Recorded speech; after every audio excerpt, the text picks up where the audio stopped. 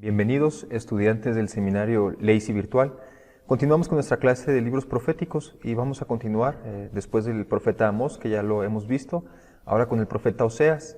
Y como ustedes pueden ver aquí en la diapositiva, el subtítulo que yo le he dado a este profeta le he puesto así como el Dios que ama inconteniblemente, porque es uno de los rasgos característicos de este profeta. Nos muestra precisamente cómo ese amor que tiene Dios por nosotros lo desborda, ¿verdad? Es superior aún que su juicio, y este profeta lo va a dejar muy claro.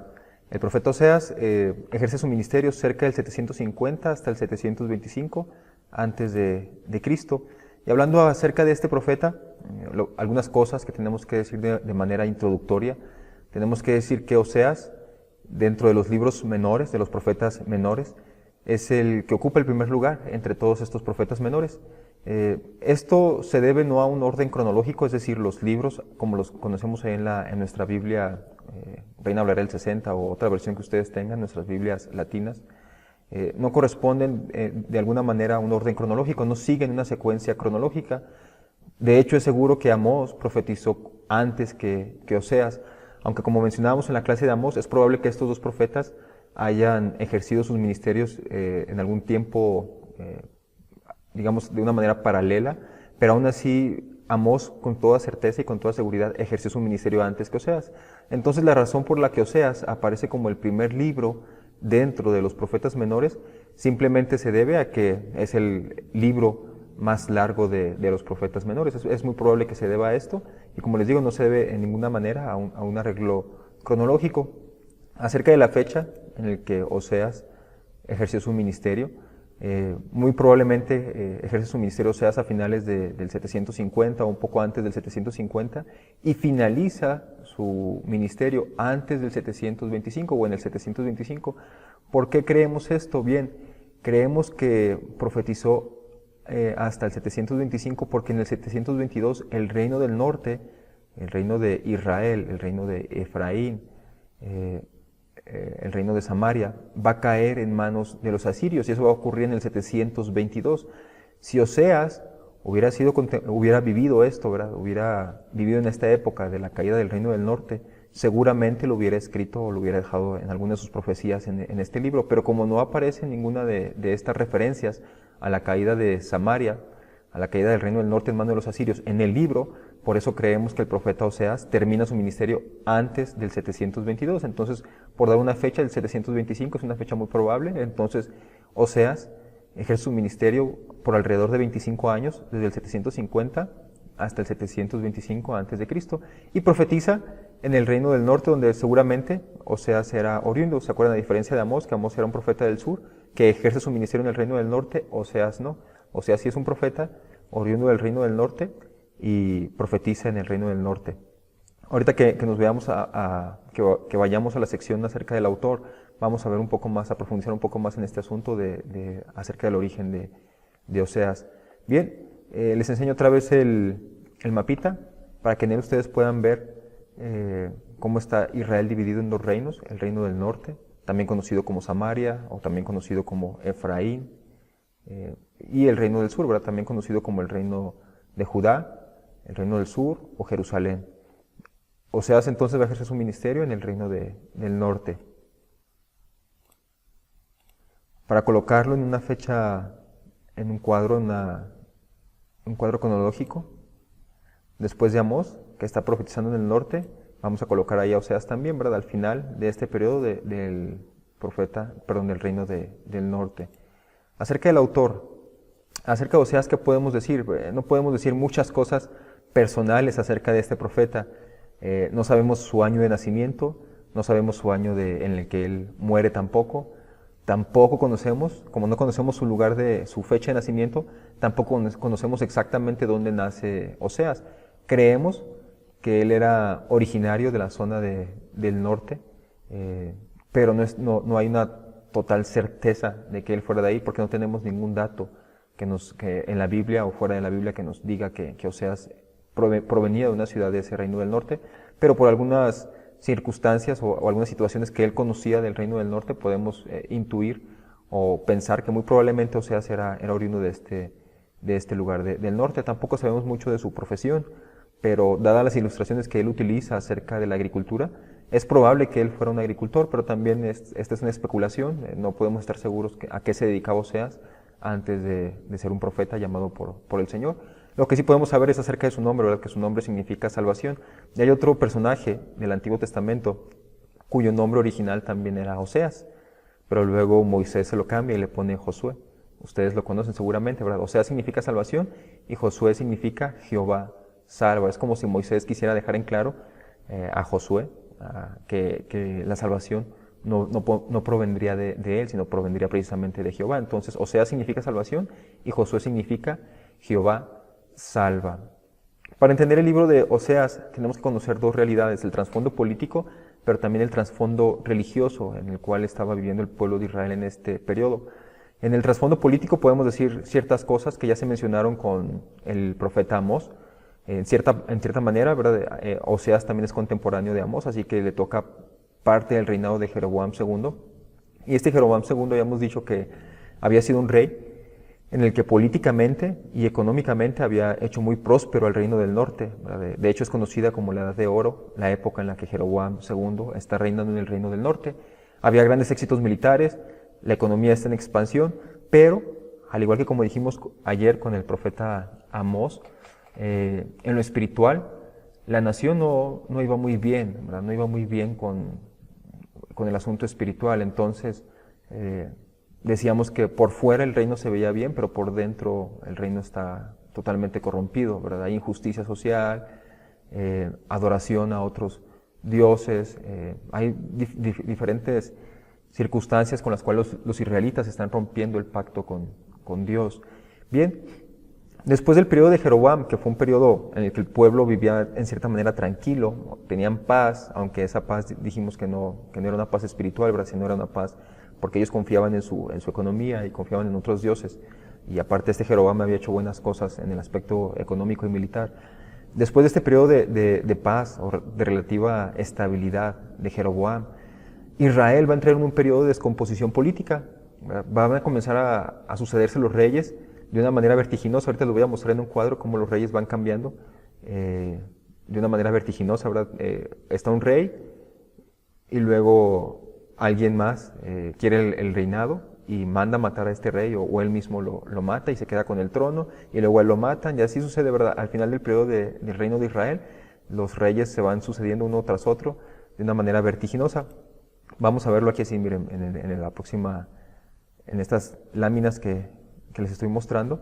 Está el reino del norte, el reino del sur. Vamos a desaparecer al reino del sur y vamos a hacerle un acercamiento al periodo de Oseas, ahí en estos años, del 750 al 725.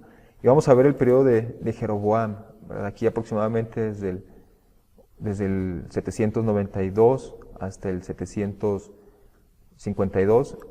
Después vamos a estar ahí Zacarías en el 753. Va a haber un rey que solamente va a durar un mes, Salum, ¿verdad? En el 752. Va a haber otro rey, Manahem, que sí va a durar un poco de tiempo, pero después Pecaía va a durar solamente 2 años. Luego va a venir Peca, que va a durar más tiempo, y finalmente Oseas, otro rey que se va a llamar Oseas. No es el profeta, es un rey que se llama Oseas, que es el último rey del reino del norte, y a este rey es precisamente el que se van a llevar cautivo los asirios en el 722. Entonces, políticamente hablando, el reino ya se ha perdido esa estabilidad que había con Jeroboam. Ahora ya no hay tanta paz, no hay tanta tranquilidad, no hay un líder que el pueblo pueda seguir totalmente. Los reyes cambian uno tras otro, entonces políticamente no hay tanta estabilidad en el reino. Ahora, religiosamente hablando, quiero que pensemos un poco en este tiempo para entender un poco cómo los israelitas comienzan a adorar a otros dioses. Para entender el mensaje de Oseas, tenemos que considerar también el culto a Baal. Cuando los israelitas llegaron a Palestina, ellos formaban un pueblo, eran pastores seminómadas. En otras palabras, para ellos, Jehová era un Dios que los había cuidado en el desierto, ¿verdad? Mientras ellos iban marchando, iban caminando en ese desierto. Era un Dios que los protegía cuando ellos estaban emigrando, los guiaba por el camino y los salvaba en esos combates que ellos tenían cuando iban en ese camino a la tierra prometida. Entonces, ellos son pastores, se dedican a pastorear el ganado, pero consideran que Jehová es un Dios que solamente los está protegiendo durante el camino, ¿sí? Muchos de ellos tienen escasa formación religiosa y con esta idea imperfecta de Dios, cuando se establecen en Canaán, Israel cambia de profesión. En cierta manera siguen siendo pastores, pero también se hacen ahora agricultores. Entonces, en su escasa formación religiosa y la idea imperfecta que ellos tenían de Dios, ellos no podían concebir que Dios, Jehová, siendo un Dios que ellos conocieron como un Dios de pastores, un Dios que los protegía en el camino, cuando ellos estaban emigrando. Entonces ellos no creían que Jehová pudiera ayudarles a cultivar ahora esta tierra, ¿verdad? A proveerles la lluvia, a garantizarles buen tiempo. Ellos no lo consideraban así, ¿verdad? Porque lo veían como un Dios de pastores, un Dios de nómadas. Entonces van a llegar a la tierra de Canaán, se van a establecer en esta tierra, en Palestina, y tienen que buscar, por decirlo de alguna manera, otras deidades en quien confiar.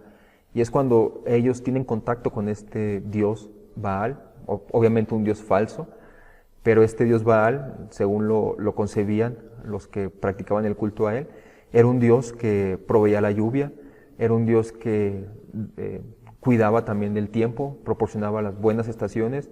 Entonces, los israelitas fácilmente adoptan el culto a este Dios, ¿verdad? Consideran que su Dios es un Dios de pastores que los va a proteger en el desierto, llegan a esta nueva tierra donde ya se mantienen de una manera sedentaria ellos y piensan, ¿verdad?, que este Dios Baal puede ayudarles. Jehová para ellos seguía siendo el Dios del pueblo, pero quien satisfacía sus necesidades primarias, sus necesidades básicas, era Baal. Es decir, Baal, para los israelitas, Baal era el que les daba el pan, el agua, el vino, el aceite, productos básicos para ellos. Así que cuando el israelita tenía este tipo de productos básicos, le daba gracias a quién creen, a Baal, le daba gracias a Baal, pero cuando le faltaban esta clase de productos, ¿a quién creen que le pedían? Igual, ¿verdad? A Baal también, ¿verdad? En vez de acudir a Jehová, invocaban a Baal porque ellos creían que Baal les daba esta clase de productos básicos. Ahora bien, en cualquier otra nación que rodeaba a Israel, en cualquier otra nación esto no sería ningún problema, ¿verdad? Porque podían convivir con diferentes dioses, había dioses de la fecundidad, ¿verdad? Dioses de la tierra, dioses de la lluvia, dioses del agua, dioses del mar. Entonces había muchos dioses, ellos tenían un pensamiento politeísta, pero con Israel no podía ser así, ¿verdad? Porque Dios ya había dado un mandamiento desde antes diciendo que Él era el único Dios verdadero, ¿verdad? Y que fuera de Él no había otro Dios. Entonces, para otro pueblo no sería ningún problema, el problema era con el pueblo de Israel, un pueblo santo a quien Dios había elegido y había escogido y le había dado esta especial revelación acerca de Él mismo, diciendo que no existe, ¿verdad? No hay otro Dios fuera de Él.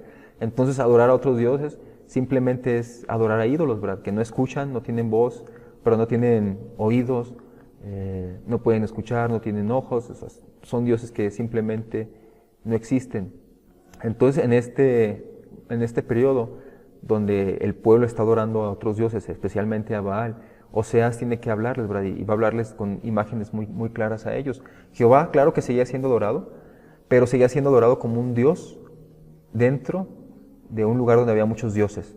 Es decir, era un Dios de otros más, donde reinaban otros dioses más y Dios era uno más de todos estos dioses. Así que, pues de esta manera Oseas tiene que hablar en contra de este pueblo que está adorando a otros dioses, que están rompiendo el pacto con Dios. ¿A quién escribe Oseas?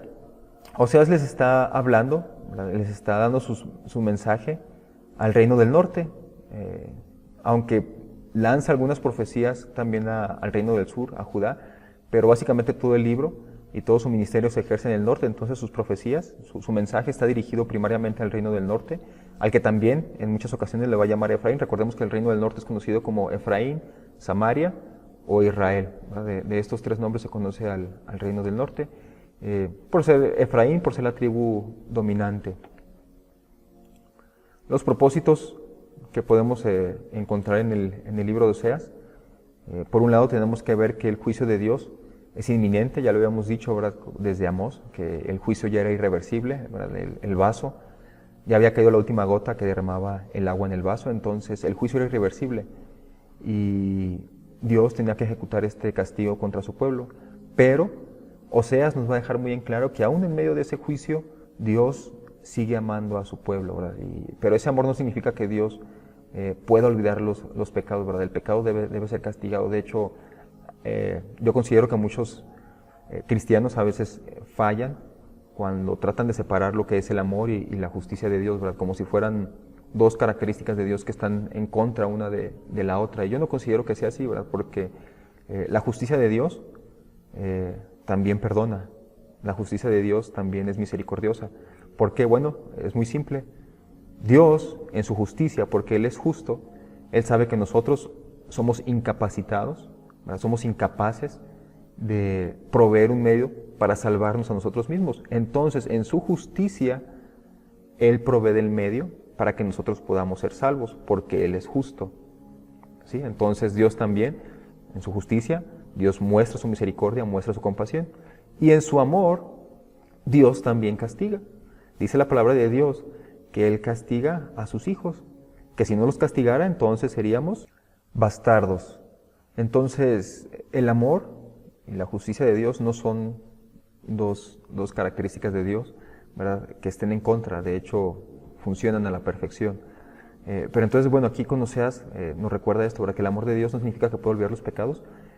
El pecado debe ser castigado, pero eso no significa que Dios ponga fin a su relación con los israelitas, ¿verdad?, con su esposa, y trata de alguna u otra manera volver a este pueblo rebelde otra vez hacia Él mismo. E incluso tras la ejecución del juicio se preservará un remanente, muestra esta justicia de Dios, este amor de Dios por su pueblo. Algo singular de este libro es que Oseas fue el único profeta del reino del norte que registró sus profecías. Recordemos que Amós no es un profeta del norte, o sea, es un profeta que da su mensaje al reino del norte, pero proviene del sur. Amós en este caso sí sería un profeta del norte y tendríamos por escrito sus profecías. Jonás, el profeta Jonás, que también algunos consideran que proviene del norte, pues principalmente no es un libro que hable acerca de, ya cuando veamos este libro nos vamos a dar cuenta que no es un libro tan profético como los otros libros, porque de hecho es más como un relato, una biografía que un libro profético. Pero bueno, Jonás es principalmente una narración acerca de él y no una narración que él esté haciendo acerca de la palabra de Dios que le está dando a él, a Jonás. Algo que aparece ahí en Oseas, muy desconcertante para bastantes, es su matrimonio. Ahorita vamos a ver un poco acerca de este matrimonio. Vamos a ver también que Oseas es el primer profeta, o es la primera persona en el Antiguo Testamento, que va a utilizar la relación de Dios con Israel y va a utilizar un símbolo, el matrimonio, ¿verdad? Entonces va a utilizar esta imagen de un matrimonio para simbolizar la relación de Dios con Israel. Luego los profetas que van a venir después de Oseas van a valerse de este recurso, van a valerse de este mensaje de Oseas para también ellos utilizar esta imagen. Pero Oseas es el primero que lo hace, ¿verdad?, que utiliza su propia experiencia personal para demostrar cómo es Dios de fiel con Israel.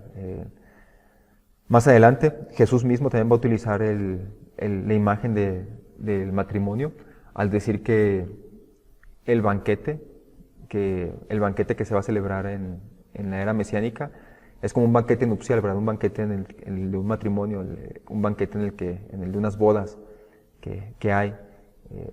Pablo también va a utilizar esta imagen del matrimonio para hablar de este símbolo de la unión de Cristo con su iglesia ahí en Efesios.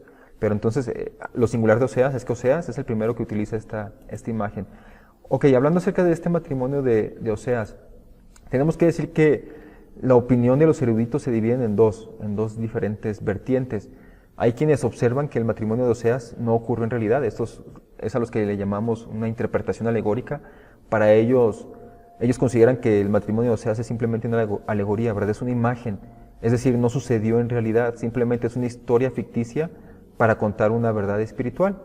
Esa es la postura que ellos manejan, ¿verdad? Porque desde su perspectiva es repugnante el hecho de que este evento sea histórico, de que haya ocurrido en la realidad, porque no pueden creer que Dios, porque es Dios el que le ordena a Oseas que se case con esta mujer, ellos no pueden creer que sea Dios el que le ordene a este profeta que realice esta acción tan vergonzosa de casarse con una prostituta, ¿verdad?, con una mujer adúltera.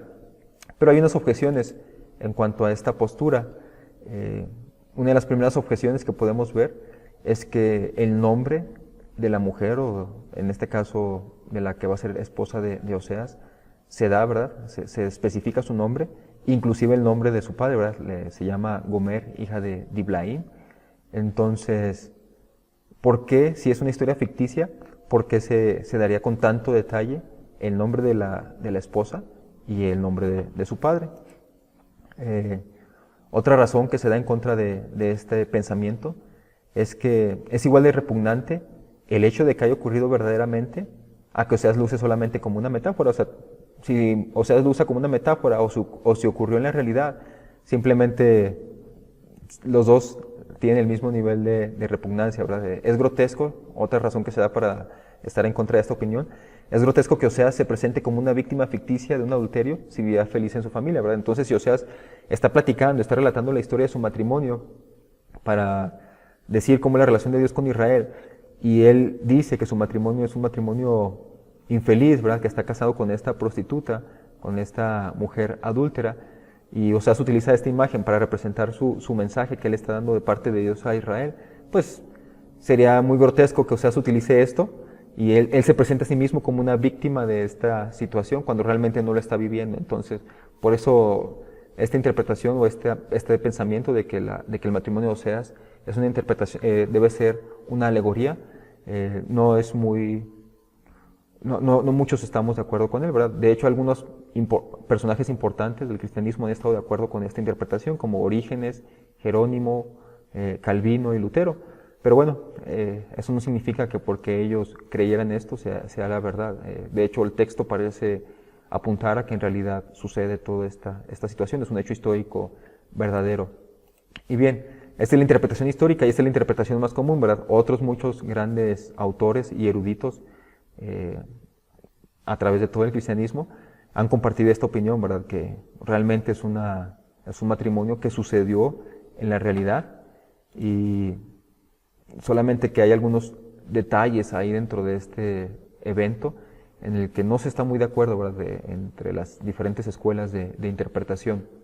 Por ejemplo, hay quien cree que en el capítulo 1 al capítulo 3 no es como una secuencia, no es una secuencia del capítulo 1 al capítulo 3 que está hablando del matrimonio de Oseas, sino que son dos relatos paralelos que están pasando del mismo evento. Esa es la opinión de unos. Inclusive hay quienes creen que la mujer que aparece en el capítulo 1, Gomer, y la mujer que aparece en el capítulo 3 no son la misma mujer. Son diferentes mujeres porque en el texto no ven la repetición del nombre de Gomer en el capítulo 3. Entonces consideran que son dos mujeres distintas, o sea, que consideran que son dos historias diferentes, pero hay quien considera que capítulo 1 y capítulo 3 es la misma historia que está corriendo al mismo tiempo. Es un paralelo el capítulo 3 del capítulo 1. Y hay otra opinión que es la más generalizada, que es la que yo creo, ¿verdad? Que se trata del capítulo 1 hasta el capítulo 3, se trata totalmente de una historia del matrimonio de Oseas, la historia del matrimonio de Oseas. En primer lugar, a Oseas Dios le manda que se case con una mujer que finalmente va a ser una mujer adúltera. Luego, esta mujer le va a ser infiel a Oseas. Aquí en el punto 3, también hay diferentes interpretaciones, porque algunos dicen que Oseas es quien repudia a Gomer, o en otras palabras, se divorcia de ella, pero yo considero que es más bien Gomer la que, siendo adúltera, abandona a Oseas. Y finalmente, en el último punto, ¿verdad?, de esta historia, Oseas, por orden de Dios, vuelve a tomar por esposa a Gomer, porque Dios le pide a Oseas que vaya y rescate a esta mujer. Entonces, para mí, debe ser interpretado históricamente este evento. Es Dios el que está pidiendo a Oseas esta situación. Y ahorita que veamos un poco más acerca del matrimonio, nos vamos a dar cuenta por qué creo esto. Considero que es así, ¿verdad? Entonces, que del capítulo 1 al capítulo 3 es la historia del matrimonio de Oseas, siguiendo estos puntos, ¿verdad? Se casa con una mujer de prostitución, luego Gomer le es infiel a Oseas, luego Gomer abandona a Oseas y Oseas va y busca otra vez nuevamente a esta mujer. Ahora bien, ahí en el libro de Oseas aparecen 3 historias en todo el libro, y estas 3 historias son importantísimas porque cada una de ellas nos va a narrar un aspecto importante y nos dejan ver todo el mensaje de Oseas en estas 3 historias. Bien, la primera historia aparece del capítulo 1 al capítulo 3, y tiene que ver acerca del matrimonio de Oseas. Dios le manda a Oseas, según el capítulo 1, casarse con una mujer de mala reputación. Oseas va, se casa con Gomer, hija de Diblaim. Ellos tienen un hijo y le ponen a este hijo Jezreel.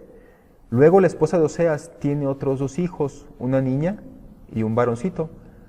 Pero por el texto no estamos muy seguros o que sean hijos de Oseas. Muy probablemente estos 2 hijos, Gomer los tiene con otro hombre, ¿verdad? No son hijos de Oseas. El texto no es muy claro aquí, pero hay muchas probabilidades de que estos 2 hijos sean fruto precisamente del adulterio, ¿verdad? Que Oseas tiene con otros hombres, se embaraza y tiene estas 2, ¿verdad? A una niña y a un varoncito. Ahora bien, Gomer, no conforme con eso, abandona a Oseas, lo deja junto con los chiquillos, ¿verdad? Con los niños, y la mujer se va a vivir con su amante. Ahora bien, Dios le dice a Oseas que el matrimonio que ha tenido con esta mujer infiel, que Dios le ha pedido a Oseas que lo tenga, es una representación del matrimonio de Dios con Israel y de cómo este pueblo israelita ha sido infiel con Dios. Así que en esta primera sección que aparece en el capítulo 1, luego se introduce ahí el capítulo 2, es un poema en el que Dios, a través de este poema y a través de Oseas que está dando el mensaje, Dios menciona 4 opciones o 4 respuestas distintas que Él puede hacer a esta infidelidad que ha cometido esta mujer. En este caso, Oseas está hablando de su esposa, de Gomer, pero Dios está hablando de Israel. Entonces Dios tiene 4 opciones que puede hacer con este pueblo infiel. La primera opción que Él puede hacer es dejar a su esposa, abandonarla simplemente porque ella ha sido infiel. La opción número 2 que aparece en el capítulo 2 es ponerle una cerca, ¿verdad? Es decir, es como decir, vamos a cerrarle la casa, ponerle reja y candado, ¿verdad? Y cadena para que la mujer no pueda salir tras sus amantes y así, de esta manera se quede ahí encerrada en la casa y no pueda cometer infidelidad. Esa es la opción 2 que Dios presenta ahí en este poema, aunque nosotros sabemos que una mujer que es encerrada en una casa para que ame a su marido, para que no le sea infiel, pues no le va a ser infiel, pero realmente lo va a amar. No, ¿verdad? No lo va a amar, simplemente va a estar encerrada ahí porque no puede hacer otra cosa. La otra opción que puede hacer, la otra opción que se puede hacer por esta mujer infiel, es avergonzarla públicamente, ¿verdad? Ahí en el poema habla de quitar su ropa, ¿verdad? Dejarla desnuda enfrente de toda la gente, avergonzarla públicamente a esta mujer, de que todo el mundo se dé cuenta de que es una mujer infiel. Y la opción número 4, según la historia de lo que Dios puede hacer, es enamorar a esta mujer nuevamente, es hacer un viaje de luna de miel, es renovar los votos con su mujer. ¿Y cuál opción creen que escogió Dios? La última, sí, ¿verdad? Dios escoge la última opción, amar incondicionalmente a esta mujer infiel. Es por eso que luego en el capítulo 3 Dios le va a pedir a Oseas que vaya a buscar a esta mujer que lo ha abandonado, ¿verdad? Que lo ha dejado ahí junto con sus hijos y que esta mujer está ya adulterando, ¿verdad? Que está viviendo en la casa de su amante. Entonces es porque precisamente Dios escoge la última opción y le pide a Oseas que también escoja esta opción, que vaya y busque a esta mujer y la traiga de regreso. Oseas, según la historia, Oseas va y la encuentra y aunque es su mujer, aunque es su esposa todavía, él tiene que pagar 15 piezas de plata para recuperarla y la lleva nuevamente a la casa a vivir con él, ¿verdad? Esta es la primera historia que aparece ahí en el libro de Oseas. Luego en el capítulo 11 vamos a encontrar otra historia.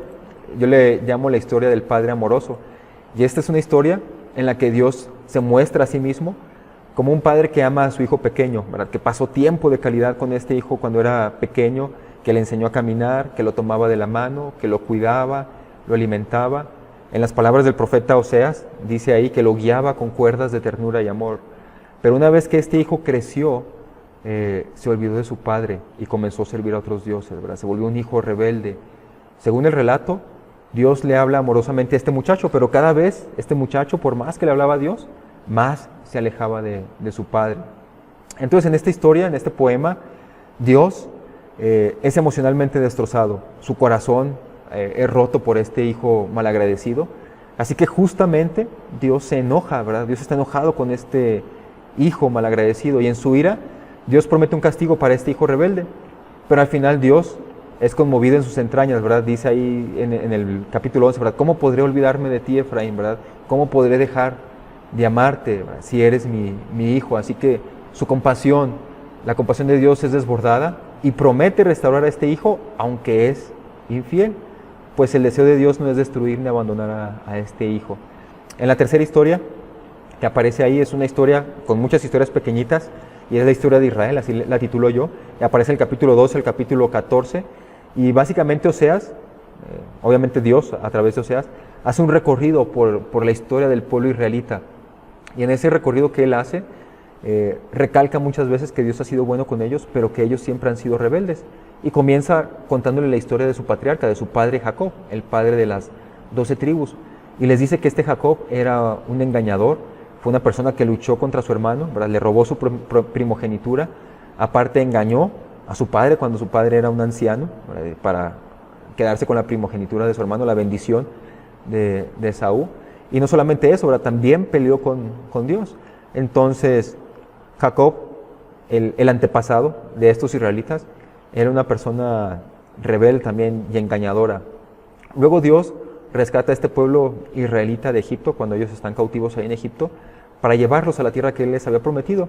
Y ahí en el libro de Números se nos narra, ¿verdad?, que durante el camino el pueblo fue rebelde e infiel. Y Oseas recuerda todo esto, ¿verdad?, que ahí en el desierto Dios los cuidaba, y aunque Él los estaba cuidando, el pueblo siempre estaba adorando a otros dioses, o estaba siempre en rebeldía constante contra Dios. Una vez que llegaron a la tierra prometida, a la tierra que Dios les había prometido a ellos, el pueblo comenzó a cosechar de esta tierra de la que fluía leche y miel, comienza todas estas grandes cosechas, y en vez de ofrecerle la ofrenda a Dios, iban y se la ofrecían a otros dioses. Una vez que se establecen en esta tierra y que le ofrecen sus ofrendas a otros dioses, el pueblo no queda contento con eso, sino que le pide más adelante a Samuel que les dé un rey. Y Samuel se va a quejar de esto, ¿verdad? Les va a decir a ellos que están cometiendo una afrenta contra Dios. Y Dios les va a decir a Samuel, ¿verdad?, dales lo que ellos quieran. Finalmente no están rechazándote a ti, me están rechazando a mí. Entonces, este es un pueblo que a través de su historia, como podemos ver desde el principio, desde el patriarca Jacob hasta el periodo de los reyes, ha sido un pueblo siempre rebelde en contra de Dios. Aunque Dios los ha tratado con mucho cariño, con mucho amor, ellos siempre han visto la oportunidad o han buscado la manera de estar en contra de Dios. Esta es la historia de este pueblo. Entonces, lo único que merece un pueblo así, que constantemente y sistemáticamente es rebelde, lo único que merece es castigo, ¿verdad? Es juicio. No aceptan lo que Dios les da, ¿verdad? No saben valorar lo que Dios les ha dado, ¿verdad? Pero Dios promete, ahí en el capítulo 14, versículo 4, por pura gracia, sanar el corazón corrupto de este pueblo. De hecho, antes de estos versículos, antes del versículo 4 del capítulo 14, Dios está llamando a Israel a arrepentirse, pero se da cuenta el profeta Oseas, se dan cuenta de que no es posible que Israel cambie, porque va a suceder lo mismo que ha sucedido en el pasado. Es lo mismo que ha pasado siempre. El pueblo va a adorar a Dios mientras le sirva, ¿verdad? O mientras Dios le sea de beneficio para él. Pero una vez que empiecen los problemas, el pueblo va a ser rebelde nuevamente contra Dios. Así han sido desde el pasado, no se puede cambiar, ¿verdad? Así va a ser siempre en el futuro. Por eso, en el capítulo 14, en el versículo 14 del capítulo 4, es Dios mismo quien se compromete a sanar el corazón de este pueblo, y de alguna manera ya vemos que Oseas está vislumbrando que el antiguo pacto no hacía posible transformar el corazón de las personas, ¿verdad? Sistemáticamente ellos volvían a pecar, aunque Dios ya había dado su ley. Entonces tenía que venir algo mejor, ¿verdad? Un nuevo pacto, un pacto en el que Dios cambiara y sanara el corazón corrupto de este pueblo. Y eso es lo que Dios promete ahí en el final de esta historia del capítulo 12 al capítulo 14. Promete Él mismo ser quien sane el corazón de este pueblo, porque ellos mismos no pueden hacerlo. Ahora, hay algo interesante en estas historias, no sé si lo notaron ustedes, pero si no, lo pueden repasar en sus casas, lean las historias y dense cuenta de esta, ¿verdad?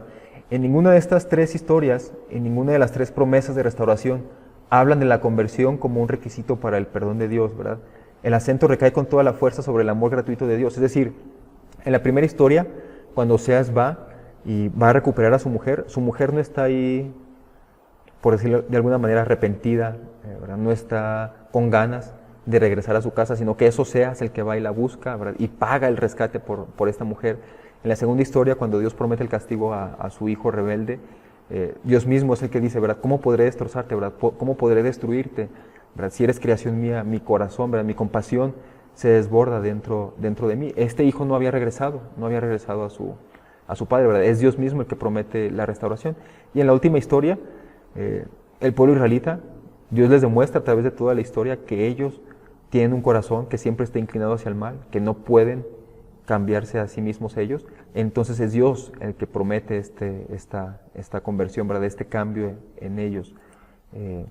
Entonces aquí ya Oseas está metiendo algo novedoso para la época, ¿verdad? Entonces el mensaje de Oseas tiene algo desconcertante para la historia de la época y algo novedoso también para nosotros, ¿verdad? Nuestra lógica muchas veces sigue el siguiente paso, ¿verdad? Pecado, conversión, perdón. Pensamos que ya hemos pecado y para que Dios nos pueda perdonar tenemos primero que convertirnos, ¿verdad? Pero Oseas invierte el orden. Oseas dice que Dios, antes de que nosotros nos convirtamos, ya nos ha perdonado. Y esto es muy cierto. Eso es el Evangelio. No se trata de que te conviertas para que Dios te perdone, no. Dios ya nos ha perdonado. Y el hecho de eso es que Él ha enviado a su Hijo Jesucristo. El problema es que el hombre no quiere aceptar el perdón de Dios. Ese es el problema. El perdón ya está dado. El que tiene ahora que tomar una decisión es el hombre, ¿verdad? ¿Se acepta el perdón de Dios o no acepta el perdón de Dios? Dios perdona antes de que el pueblo se convierta, es decir, aunque no se haya convertido, Dios es el que está buscando al pueblo para ofrecerles el perdón, ¿verdad? Él ya lo ha hecho, ha enviado a su Hijo, Jesucristo, para que muriera por nuestros pecados.